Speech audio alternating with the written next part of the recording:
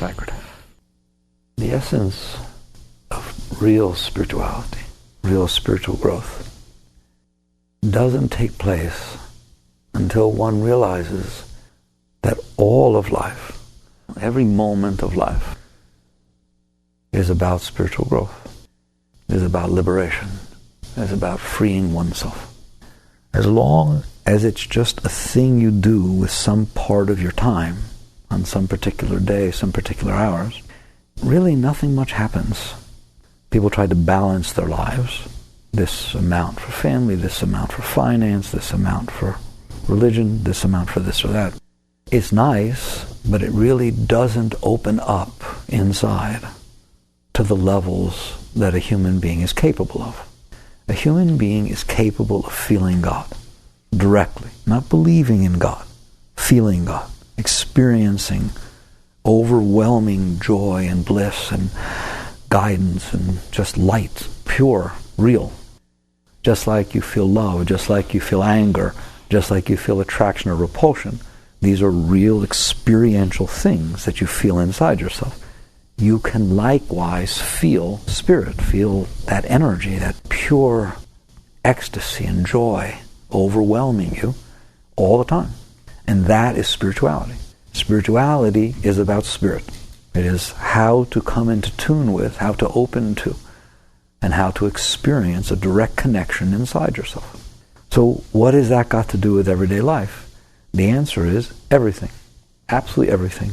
There is no greater teacher than everyday life, every single experience of everyday life for your spiritual growth. Nothing can come close. Why? It's kind of neat. You have to understand the layers of your being.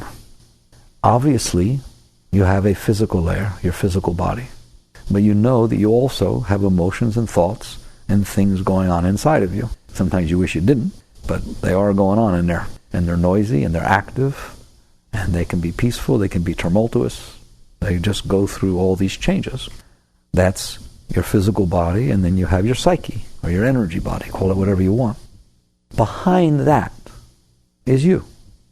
You, the being who's in there, the person who hears your thoughts, the person who feels your emotions, the person who looks through the eyes. Your essence, your being, the self, the soul, call it whatever you want. It's you. Words don't matter. Words are labels we put on things. They are not things themselves. If you want to deal with spirituality, it's the realest thing there is. What are you? Who is in there?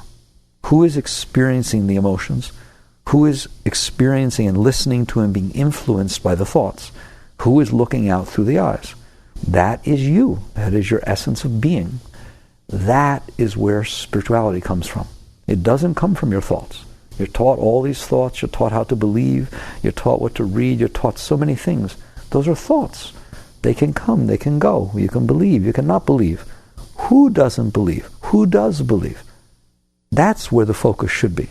Who is the indwelling being that can decide to believe or decide not to believe? You can change your beliefs, but you can't change that being. That being has been the same since you were young. When you were little, you saw your thoughts. When you were little, you looked out through your eyes. Who did? You did. You are always in there. Even when you sleep, it is you who watches your dreams. When you wake up, you know you saw them, even though you were asleep, even though your body was asleep. The indwelling essence of your being, that is what all of true spirituality is all about. It is about coming in harmony and balance with yourself, your true self, which is just you. It's not something you read about. It's not something you study. It's you. Who is in there listening to your thoughts? Who is in there feeling your emotions? Who is in there when you get scared that is experiencing the fear? Who is in there that when you feel love and attraction, or you feel anger and repulsion, who knows that those things are going on inside? That is the innermost essence of your being. So basically, if you really want to grow spiritually, you have to come back in harmony with that. Well, how do you get out of harmony with yourself? You are yourself. We just said you're in there all the time, experiencing your thoughts, experiencing your emotions, and looking out through your eyes.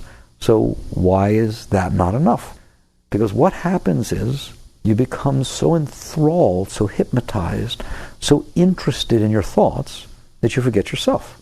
You become so overwhelmed by your emotions that you forget that you're the one who's experiencing the emotions, and instead you just get lost in the emotions. You forget that you're the one who's looking out through the eyes. That has absolutely nothing to do with the outside, nothing. You're not made of atoms. You're the spiritual being who's looking out through the eyes. Yet you become all attracted and attached and interested in the things that are going on outside. And all of this involvement, call it, in your thoughts, in your emotions, and in the physical world around you, draw your attention to such a degree that you literally forget yourself. You become so involved in all of these objects that you forget the subject. Spirituality is about reversing that. Spirituality is about remembering the subject and not being all that interested in the objects. Not that there's anything wrong with the objects. And they all get all weird telling you right, wrong, this, that. And so your mind gets all involved with all these rules and all this stuff, which just more binds you. There's nothing wrong with objects. They're all part of creation. They're part of what was made. But they have nothing to do with you. Nothing. They're things you look at. They're things you feel. They're things you think. Who are you? True spirituality, true depth of inner growth is about finding self. Is about coming back into harmony with the essence of your being. Why? Well, it's self-evident. If you don't know yourself, how can you know anything?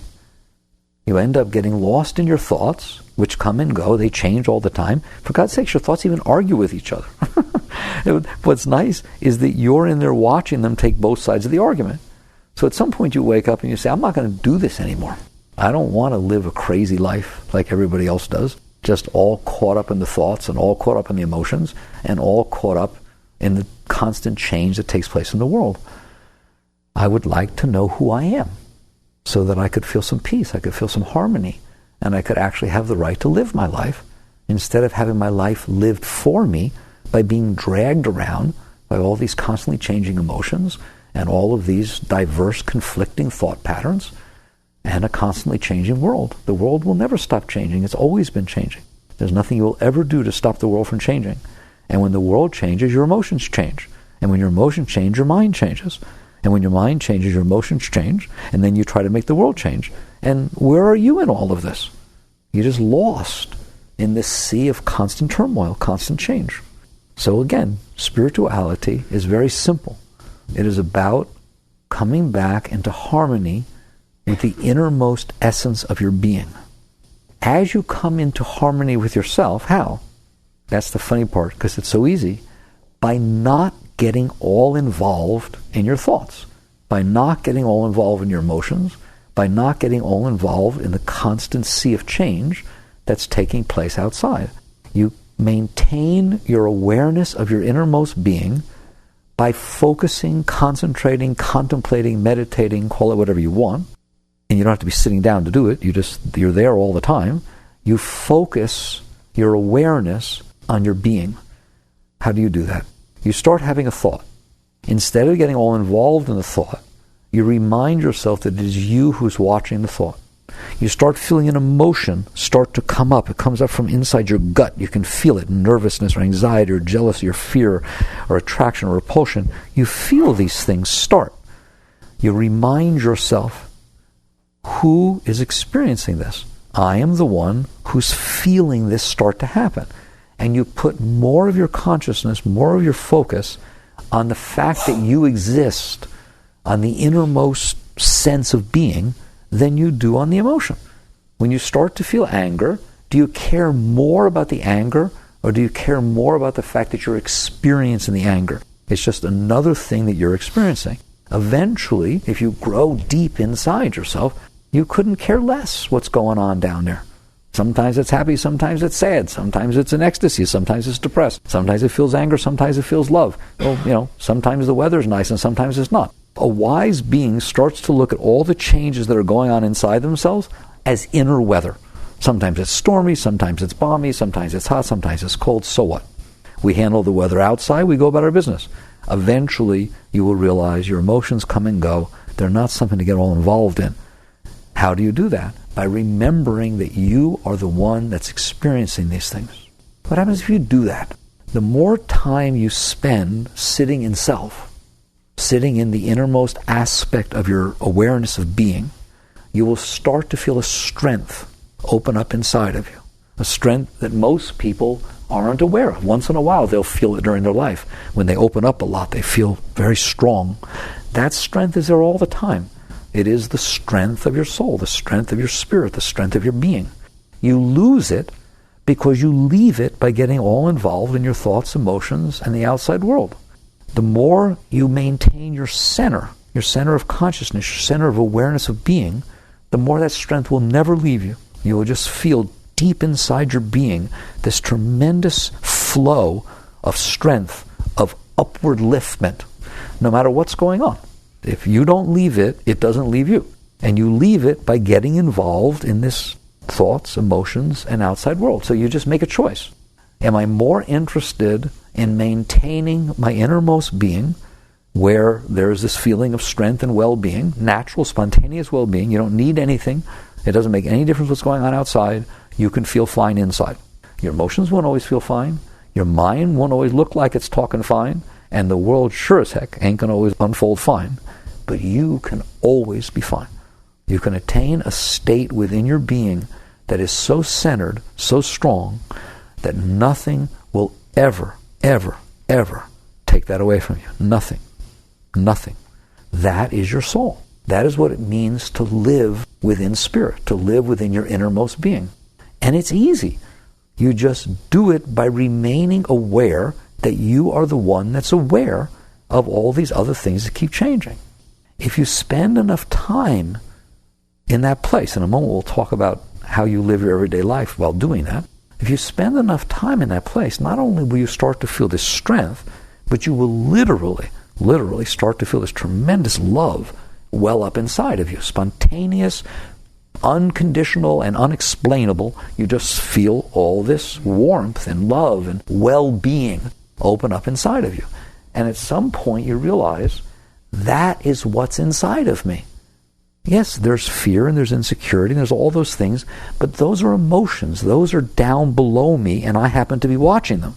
But inside the essence of where I sit, my own being, there is tremendous love. There is tremendous peace. There's a tremendous sense of spontaneous well-being that can never be touched or taken away by anybody or anything in this world.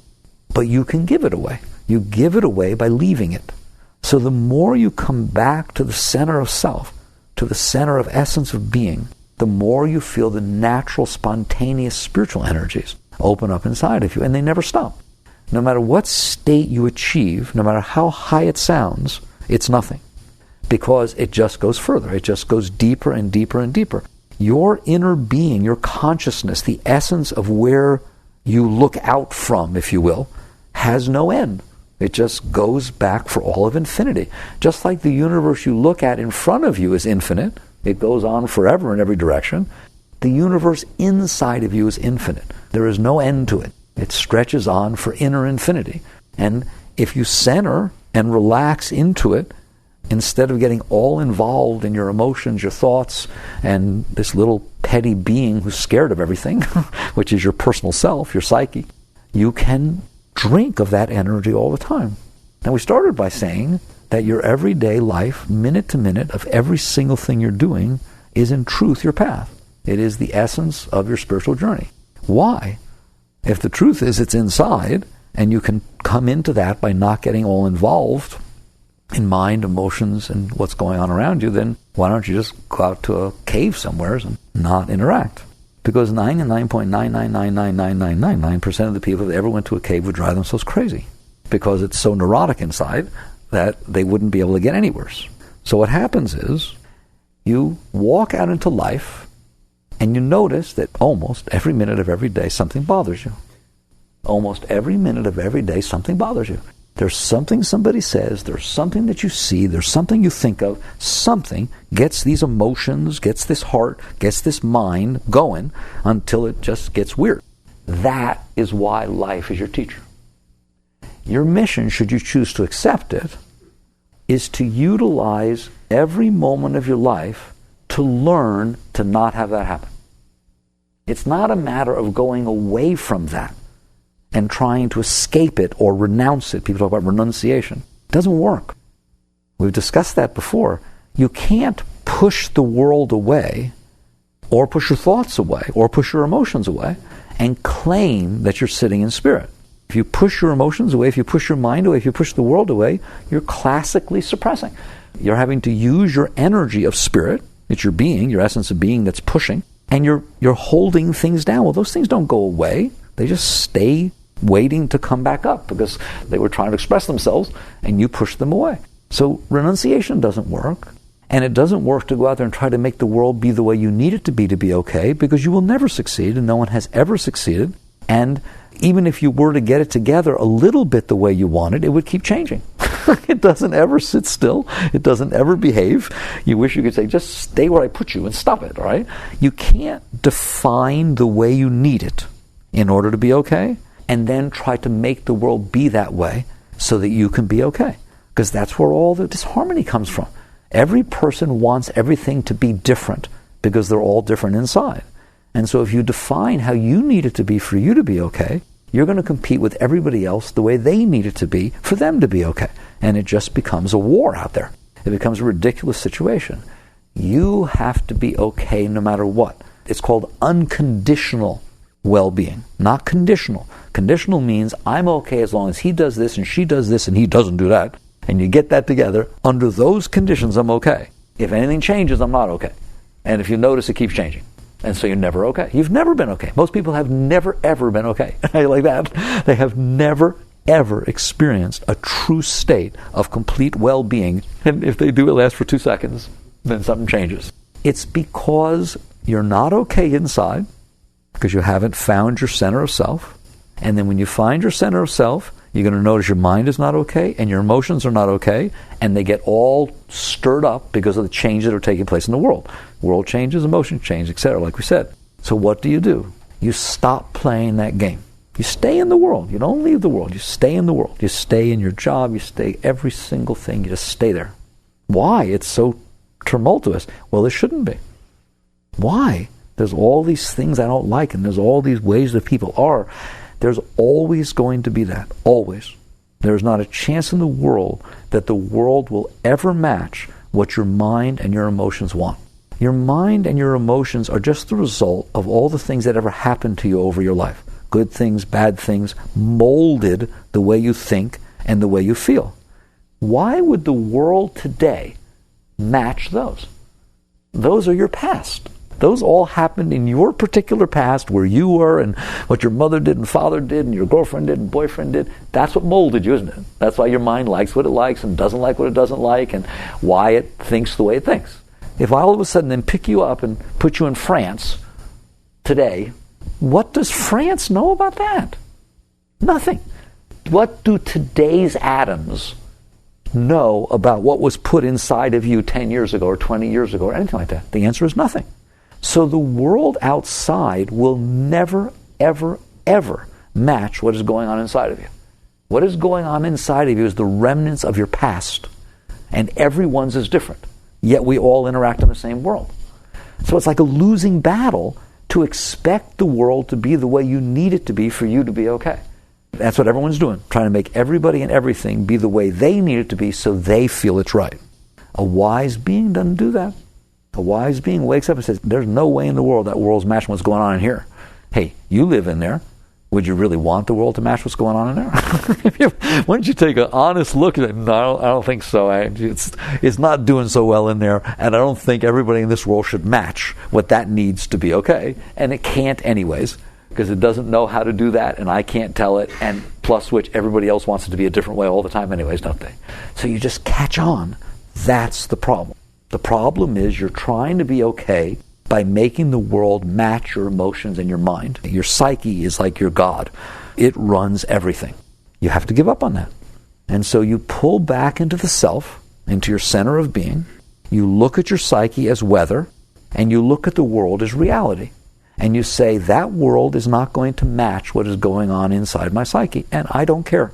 Instead, I would rather have the psyche calm down, cool it, become comfortable with the world as it unfolds, and if it can't, I don't have to get involved in it. I can sit back in the center of self and notice, oh, this person said something because they were having a bad day, and it disturbed the remnants of my psyche. For God's sakes, how many times does something disturb the remnants of your psyche? Like every 10 seconds.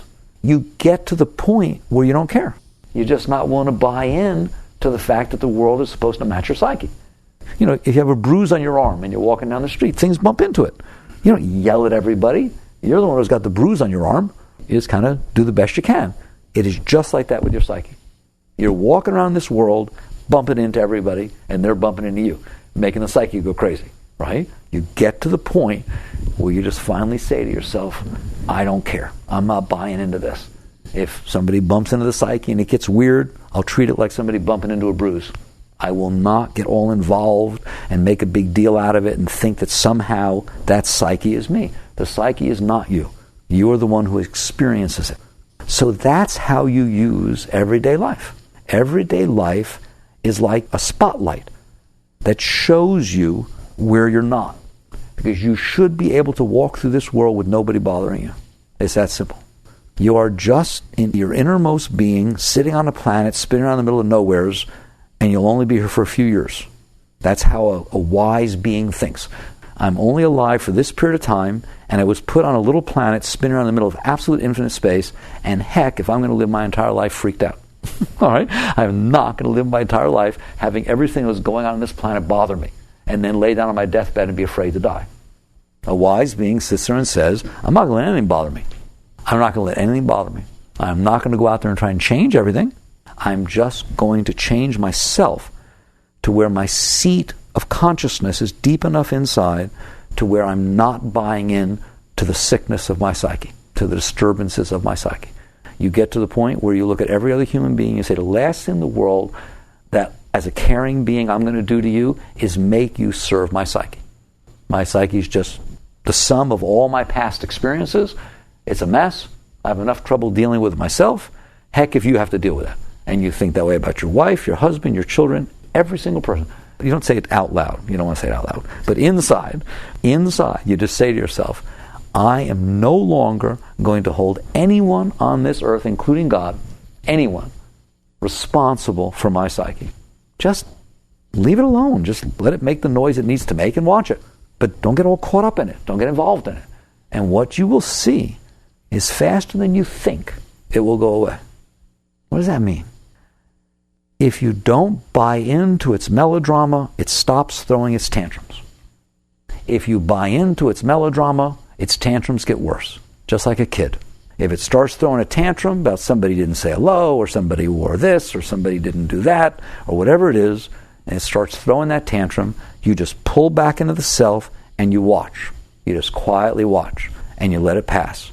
If you do that a few times, it will stop throwing that tantrum. Well, maybe a few hundred times. It has quite a habit of throwing tantrums, all right? But if you do not feed it, it will quiet down. That's just the way it works. If you get involved in it and talk to everybody about it, make a big melodrama out of it, you reinforce those patterns. It's straight psychology. It's typical psychology. True spirituality is in harmony with all of science, all of psychology, every single religion, and all of your life. Truth is truth. It fits everywhere. So you just treat it like you would treat a child. You treat your own psyche like you treat a child. You don't be hard on it. You just use child psychology with it. If it's throwing tantrums, you just pull back into the self. You just sit there. Don't touch it. Don't push it away. But also don't get on its side. If you side with it, it will take all of your energy and you will continue to have to feed it. Over time, little by little, as you go through the different everyday experiences of your life, you are invariably going to find that you're doing better. That all of a sudden you can go to work and have fun. Instead of going to work and get all uptight or be afraid of what people think or afraid that somebody will criticize something you do or that somebody will get the raise and you don't. You can go home and enjoy your experience at home. Not be afraid that the kid got the C and this person did this. Like there's going to be a billion things that go on every day of your life and nothing's going to stop it. Nothing. The question is not whether they're going to go on. They're going to go on. The question is, can you stay at peace in harmony within your being and deal with them from that place, instead of dealing them from a place of reactiveness, a place of manipulation. In essence, most people, when they deal with a problem or a situation outside, they're not dealing with the problem or situation. They're dealing with themselves. They're not even trying to deal with the problem or the situation. The kid comes home and gets a C on a report card. Most people, parents and stuff, feel fear that they didn't do a good job and what's going to happen to the kid, and just literally they have a problem within themselves and they end up dealing with the child based on their own problem instead of literally being at peace within themselves and saying, okay, what's the best way for this kid for me to deal with this? It's more, what's the best way for me? How do I feel best? Well, I was firm. I tried. I got to at least be able to tell people that I was a good parent. It's sad. People are dealing with themselves. They're not dealing with the outer situations. When you come into harmony with yourself, you don't have to do that because you don't have a problem anymore. I would love for every person to reach a state where the peace that they're experiencing is independent of what is going on in this world. Then when things take place in this world, of course you deal with them. It is not a matter of pushing them away or pulling yourself away. You deal with them the same way as you play basketball or football, or you play an instrument, or you do a hobby. This is your job. Your job is to deal with them. You're bringing up a kid, that's your job. You're going to school, that's your job. You go to work, that's your job. You do it because it's fun. You do it because it's your job. You're on a planet spinning in the middle of nowheres, and you got to have something to do, otherwise it gets boring. That's what you do. You don't do it in order to make yourself be okay. You don't go to work to earn money. And you don't earn money to buy the house. And you don't buy the house in order to impress people. You don't do the things you're doing in order that you'll be okay. It's actually sad to see that people do that. You play the game because it's fun. You play the game because it's your life. This is your life. Your life is ticking away. Are you living it, or are you waiting to live it? Or are you afraid to live it? Eventually you get to the point where all you're doing every minute of every day is living your life. That's all you're doing. You're doing the best you can for the same reason that people play football the best they can. Because it's a sport and it's fun and you put your heart and soul into it. And imagine if you lived every minute of your life that way. Everything you did, every single thing. You would never get bothered by anything. If something comes up, it's not scary. It's just a situation to deal with. Right, wrong, indifferent, doesn't matter. All kinds of things go on in this world. Justice, injustice, fairness, unfairness. It's just what it is. You have to learn to be in harmony with it. You have to learn to not let it bother you. But not by suppressing. Literally by opposite, by opening. You let life come in and you let it pass through. And if it hits something in between, you let that go. As you empty, more and more life is capable of coming into you and passing through you, and you're capable of dealing with it from a centered position, from a place of clarity. That is life, and that is spirituality. And if you do that, more and more, I've often said to you, if you are truly on a spiritual path, truly, then every single day you're a different person than you were the day before. You are not the same person.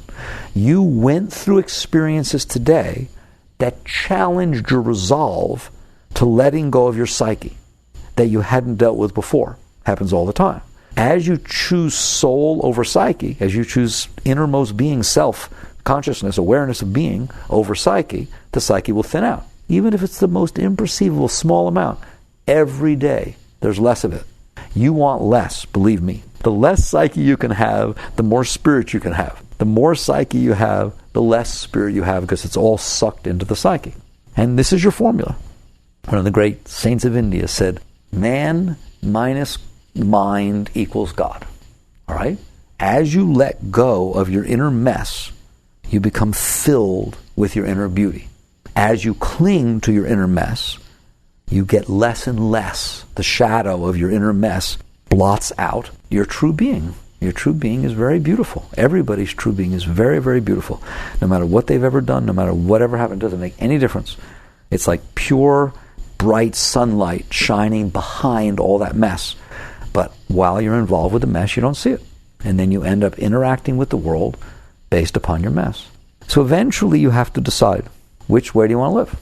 Do you want to commit yourself to your psyche, which you know you live in there, is not the healthiest thing around, it's a mess. Do you want to commit yourself to that mess and then try to make every person, place, or thing outside of you be the way you need them to be for you to be relatively okay. You'll never be absolutely okay. You'll just be, it was better than yesterday. Or do you want to take a step back into your true being, the one who's in there, you're in there, you know what I'm talking about. Take a step back into you, look at your psyche, and say, no, I am not going to hold the world responsible for my inner problem. I'm going to let go of my inner problem. I'm just going to release it. I'm not going to get involved in it. If you do not get involved with it, I promise you, I'll sign a guarantee. If you do not get involved with it, it will go away. It will just start to fall away. If you get involved with it, I'll sign another guarantee. It will never go away. Because it's you who's holding it together. If somebody says something that bothers you and you have a thought, you just have a thought. Why did he say that? He didn't have to say that, Mike. If you just say, all right, fine, he said it. Just relax. Cool it. Get involved with something else. Just let go. It will go. It'll be gone. If instead you keep getting involved in it, it may never go away. You may never talk to that person again. You could make the biggest melodrama out of the tiniest thing that ever was to where it just affects your whole life. You did that. Don't say that person did that. You did that. They did what they did, but you're the one who's supposed to be able to process this world. You are the highest species on this planet. You're supposed to be the most adaptable, evolved species. Are you telling me you can't handle life? Because that's what you're saying. You can't handle that somebody died. You can't handle that somebody else, got the raise. You can't handle that this took place. You can't handle what this person said. Is that true? You can't handle life. That's how they should talk to you. You should be able to handle life. You should be able to handle every single thing that happens to you. Once you can handle it, then deal with it.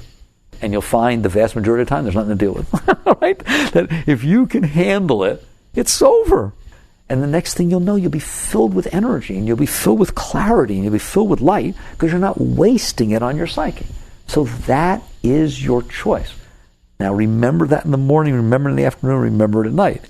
Now you see why I started by saying that when you get to the point that every minute of every day is part of your spiritual journey, this is how you're living. Nothing can not be for your growth, because you're using everything for your liberation. When you live like that, life becomes meaningful. It is freeing you. It's helping you. It purifies your heart. It purifies your mind. And it awakens your deeper inner spirit. If you live the other way, life can really be a mess. It can make a real psychological and external mess. So you decide. It's your life. What do you want to do with it? Chakra.